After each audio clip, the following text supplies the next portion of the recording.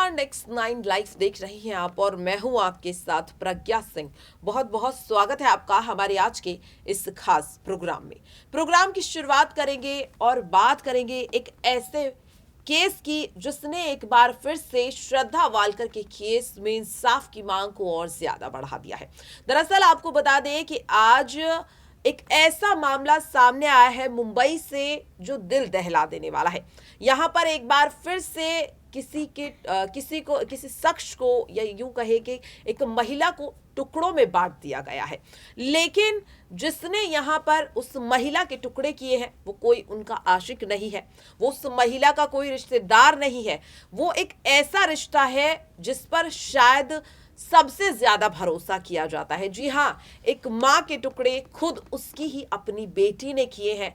जब से यह मामला सामने आया है मीडिया के, तब से हर कोई हैरान है कि आखिरकार कोई इस कदर हैवानियत की हद को कैसे पार कर सकता है।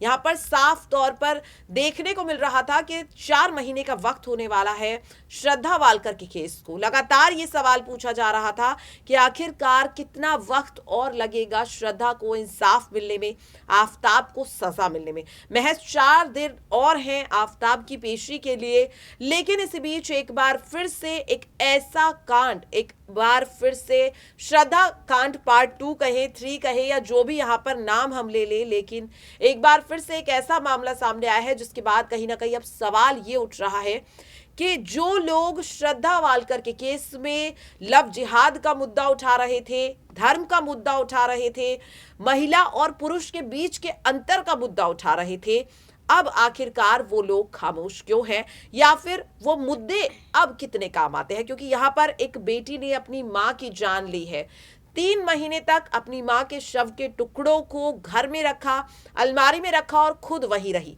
पुलिस इस मामले में छानबीन कर रही है, लेकिन आज के इस प्रोग्राम में हम इस सवाल पे चर्चा करेंगे कि जो अपनी सियासी रोटियां सेकने के लिए आफताब के लिए सजा की मांग कर रहे थे, क्या अब वो लोग इस बेटी के लिए सजा की मांग करेंगे जिसने अपनी ही मां की जान ले ली बेरहमी से और फिर उनके शव के टुकड़े कर दिए।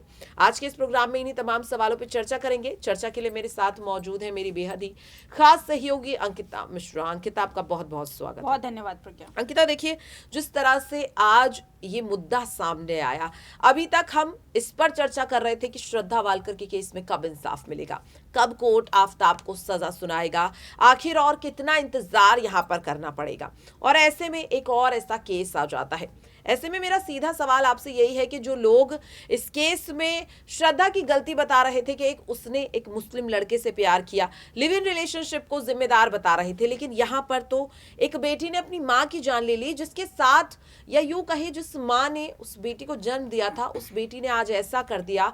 तो वो जो सियासी रोटियां सेकने वाले लोग हैं अंकिता, उनके लिए आप क्या कहना चाहेंगे?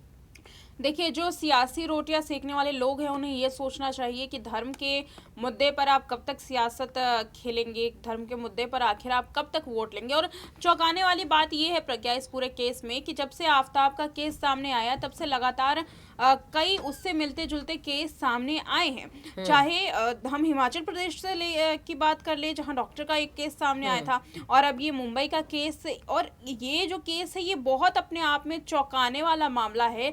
3 महीनों तक एक बेटी अपने ही माँ के शव के साथ रहती है, उस वक्त तक जब 1 हफ्ते के अंदर ही शव से, 1 हफ्ते तो बहुत ज़्यादा है, 1 दिन में ही शव से बदबू आनी शुरू हो जाती है। उस दौरान भी पानी की टैंक में और फिर अलमारी में, बहुत चौंकाने वाली बात है और बहुत खौफजदा करने वाली बात है। कैसे वो महिला रह रही थी अपने माँ के शव के साथ और किस तरीके से उसने टुकड़े किए, वो अपने आप में सोचने में भी काफ़ी ज़्यादा हैरानी होती है और सोच भी कोई नहीं सकता। अच्छा अंकिता, यहाँ पर मेरा आपसे अगला सवाल इस चीज़ को लेकर होगा कि हमने अब तक जितने भी इस तरीके की श्रद्धा वालकर जैसे केसेस देखे, उनमें कहीं ना कहीं पार्टनर्स ने एक दूसरे की जान ली। यहाँ पर चाहे किसी पत्नी ने अपने पति की जान ले ली हो, या चाहे लिव इन रिलेशनशिप में रहने वाले लोगों ने इस तरीके से एक दूसरे अपने अपने पार्टनर्स के साथ इस तरीके की चीज़ की हो। लेकिन एक बेटी अपनी माँ के साथ जब ऐसी बर्बरता दिखाए, वो माँ जिसने जन्म दिया, जिसने इतने वक्त तक पाला पोसा, सब कुछ किया,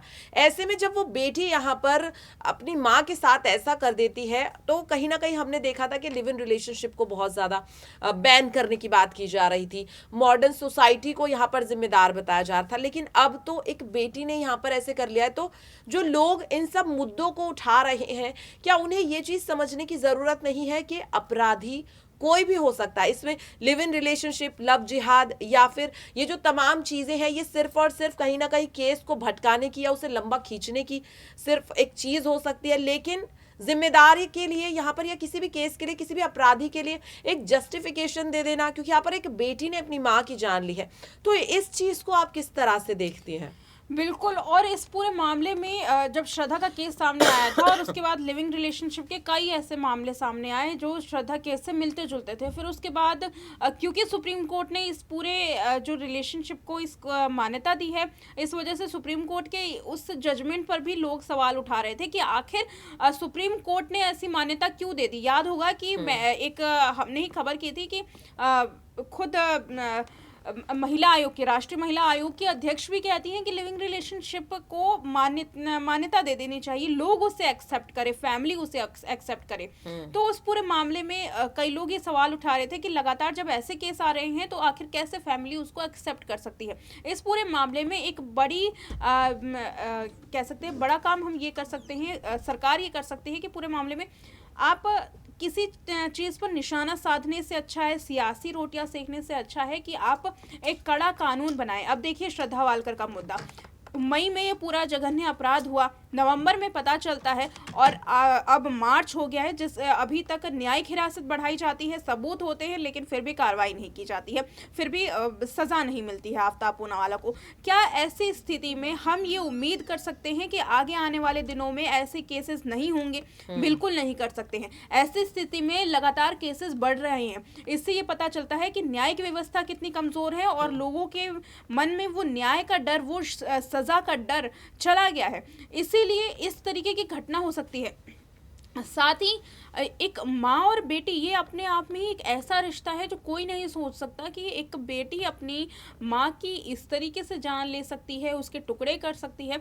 ऐसे में सबसे ज़रूरी चीज़ तो ये है कि आप ये मैं एक ज़मीनी स्तर की बात कर रही हूँ, इसमें कोर्ट भी कुछ नहीं कर सकता और ना ही इसमें सरकार कर सकती है। ज़मीनी स्तर पर परिवार को ये सोचना होगा कि हर परिवार के सदस्य की मानसिक स्थिति कैसी चल रही है। साथ ही ये भी सोचना होगा कि आपका परिवार के साथ कैसा तालमेल है, कैसा रिश्ता है, ये हर किसी को, क्योंकि अगर ये सब चीज़ें परिवार में एक दूसरे के प्रति लोग सोचेंगे तो शायद ऐसे अपराध कम होंगे। और यही चीज़ लिविंग रिलेशनशिप में भी काफ़ी ज़्यादा मायने रखती है। और जो बात करी यहाँ पर सज़ा की, तो सज़ा का प्रावधान आज तक देखते आ रहे हैं कि लगातार केस पे केस चलते हैं, तारीखें मिलती हैं और उन्हीं तारीखों का आज ये उनका ये नतीजा है, बिल्कुल नतीजा है कि ऐसे केसेस लगातार सामने आ रहे हैं और इस बार तो एक पवित्र रिश्ते को यहाँ पर बदनाम कर दिया गया है। जी बिल्कुल, काफी सही बात यहाँ पर अंकिता ने बोली है और अंकिता मैं भी इस चीज से कहीं ना कहीं काफी ज्यादा अग्री कर रही हूँ आपके, और बहुत बहुत धन्यवाद आपका पूरी यहाँ पर इस चर्चा में जुड़ने के लिए। और कहीं ना कहीं यहाँ पर अंकिता ने बहुत सही बात बोली है कि इस बार तो एक ऐसे रिश्ते को कह सकते खत्म किया गया है या कहीं ना कहीं उसे गंदा करने की कोशिश एक बेटी ने की है। हालांकि वजह चाहे जो भी हो, क्योंकि पुलिस फिलहाल इस मामले में अभी जांच कर रही है, पूछताछ कर रही है आरोपी लड़की से कि आखिरकार क्यों इस तरीके की घटना को अंजाम दिया है। लेकिन जो भी ये खबर सुन रहा है उसके रोंगटे खड़े हो जा रहे हैं कि आखिरकार एक बेटी अपनी ही मां की जान कैसे ले सकती है। लेकिन सवाल यही है कि क्या अब इंसाफ मिल पाएगा, क्योंकि इंसाफ के लिए बहुत लोग इंतजार कर रहे हैं और अब वक्त आ गया है कि कोर्ट कोई कड़ा फैसला सुनाए। हालांकि आप अपनी राय कमेंट बॉक्स में जरूर शेयर करें और बाकी ऐसी खबरों के लिए देखते रहें Next 9 Live।